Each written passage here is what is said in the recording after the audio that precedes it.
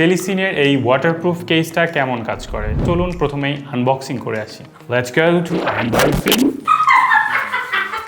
Hello সবাই, কেমন আছেন? নতুন ভিডিওতে স্বাগতম। আজকে আমি আমার অ্যাকশন 4 এর জন্য একটা ওয়াটারপ্রুফ কেস নিয়েছি, সেটা আপনাদের সাথে শেয়ার করবো এবং দেখাবো এটা আসলেই কতখানি কার্যকর বা কতখানি কাজ করে। টেলিসিন হচ্ছে খুবই রেপুটেটেড একটা ব্র্যান্ড, যেটা গোপ্রো এবং DJI অ্যাকশন 3 এবং 4 এর জন্য বিভিন্ন অ্যাক্সেসরিজ তৈরি করে। আজকে আমি আপনাদেরকে দেখাবো অ্যাকশন 4 এর জন্য টেলিসিনের এই ওয়াটারপ্রুফ কেসটা কেমন কাজ করে, এটা পানির কতটুকু নিচে ঠিক কাজ করবে এবং কতটুকু সময় ধরে আমাকে ওয়াটারপ্রুফ সাপোর্ট দিবে, সেটা আমি রিয়েল লাইফ টেস্ট করব আজকে আপনাদের সামনে। অ্যাকশন 3 এবং 4 এটা ইউজ করতে পারবেন। আমি প্রথমে এটা আনবক্সিং করব, এর ভিতরে কী কী আছে সেটা আমি আপনাদের দেখানোর চেষ্টা করব, তারপরে আমি ওয়াটারপ্রুফ টেস্ট করব। আমার হাতে রয়েছে টেলিসিনের ওয়াটারপ্রুফ কেসটা, যেটা ফর অ্যাকশন 4 অ্যাকশন 3। সো এটা আমরা দেখতেই পাচ্ছি। সো এবং ওয়াটারপ্রুফ কেস এটা অলরেডি এখানে লেখা আছে এবং এই ব্র্যান্ডের নাম হচ্ছে টেলিসিন। অ্যান্ড এখানে আরও কিছু ইনফরমেশন দেওয়া আছে এবং টেলিসিনের স্টিকার দেওয়া আছে, অরিজিনাল স্টিকার, এবং এটার ভেরিফাই করার জন্য এই কিউআর কোড স্ক্যান করলে এটা ভেরিফাই করে নেওয়া যাবে। আনবক্স করলে এর মধ্যে রয়েছে সুন্দর একটি ট্রান্সপারেন্ট ওয়াটারপ্রুফ কেস। আপার সাইডে অ্যারো মার্ক পজিশনে আপার পুশ করলে কেসটি ওপেন হয়ে যাবে। এর মধ্যে রয়েছে ওয়াইপ টিস্যু, সিলিকা জেল এবং কেসটির সাথে হ্যান্ড ট্রাইপড লক করার জন্য একটি স্ক্রু। অ্যাকশন ক্যামেরার পাওয়ার বাটন প্রেস করার জন্য রয়েছে একটি প্রেসার পিন। একইভাবে ক্যামেরার শাটার বাটন প্রেস করার জন্য রয়েছে আপার সাইডে আরও একটি ওয়াটারপ্রুফ প্রেসার পিন। এখন আমার DJI অ্যাকশন 4টির কেসের ভেতরে ইনসার্ট করব। কেসটি লক করার পরে ক্যামেরাটি ভালোভাবেই ফিট হয়েছে এবং দেখতে দারুণ লাগছে। টেস্ট রান করতেই পাওয়ার বাটন প্রেস করতেই এটি রেডি ফর অ্যাকশন।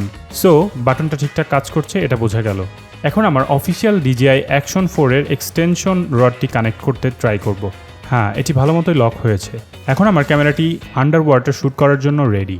তো চলেন এখন আমরা দেখে আসি এটির ওয়াটারপ্রুফ ক্যাপাসিটি কতটা শক্তিশালী। এই টেস্ট কেসে আমি এটি 10 ঘন্টা যাবত একটি পানি ভর্তি জারের ভেতরে ডুবিয়ে রাখবো। দেখব এর ভেতরে থাকা শুকনা তুলাটুকু কোনো প্রকার পানি শোষণ করতে পারে কিনা। এবার এটি জারের মধ্যে রেখে পানি দিয়ে ডুবিয়ে দিব। কেসটির ভেতরে যেহেতু এয়ারটাইট হয়ে আছে সেজন্য এটি ভেসে উঠছে। সো কেসটি ডুবিয়ে রাখতে আমি একটি কিচেন টুল ও টেপ ইউজ করেছি।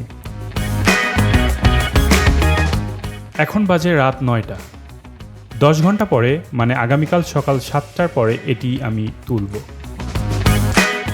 এবার অপেক্ষার পালা।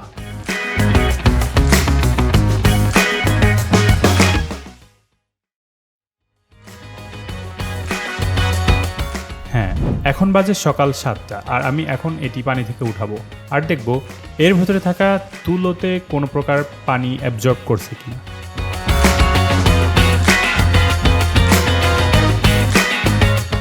প্রথমে এটি পানি থেকে তুলে বাহিরের সাইডটা টিস্যু দিয়ে মুছে নেই। চলেন কেসটি খুলি। ওয়াও, এটা সত্যিই অবিশ্বাস্য। কেসের ভেতরটা সম্পূর্ণ শুকনো, আমার তুলাটি সম্পূর্ণ ড্রাই অবস্থায় আছে। সো তার মানে কেসটি ভালোভাবে আমার ক্যামেরাকে ওয়াটারপ্রুফ করবে। আমি আসলে সত্যিই অবাক। আমি ভেবেছিলাম এটি হয়তো 3-4 ঘন্টা পর্যন্ত ওয়াটার লিকেজ থেকে রক্ষা করতে পারবে, কিন্তু এটি অবিশ্বাস্যভাবে 10 ঘন্টার পরও অ্যাক্টিভলি কাজ করেছে ওয়াটারপ্রুফ রাখতে। I hope it's enough time to shoot some underwater footage. 10 feet এবং 40 ফিট আন্ডার ওয়াটার প্রেশার কিন্তু এক না। সো বেশি ওয়াটার প্রেশারে এটার কার্যকারিতা কম হতে পারে, সে ব্যাপারে আপনাকে অবশ্যই সতর্ক থাকতে হবে। তবে 10 থেকে 40 ফিট আন্ডার ওয়াটারে এটা অবশ্যই ইউজ করতে পারবেন। অনেকদিন ব্যবহার করার পরে রাবার গ্যাসকেটের কার্যকারিতা কমে যেতে পারে, তাই প্রতিবার আন্ডার ওয়াটার যাবার আগে চেক করুন কেসটির রাবার গ্যাসকেটটি ঠিকঠাক কাজ করছে কিনা বা ঠিক আছে কিনা, এবং কেসটি লক করার সময় লক্ষ্য রাখুন প্রপারলি লক হয়েছে কিনা। আজকের মতো এ পর্যন্তই, দেখা হবে পরের ভিডিওতে। ইন্সপায়ার করার জন্য একটা সাবস্ক্রাইব করতেই পারেন, কি বলেন? ধন্যবাদ এতক্ষণ সাথে থাকার জন্য।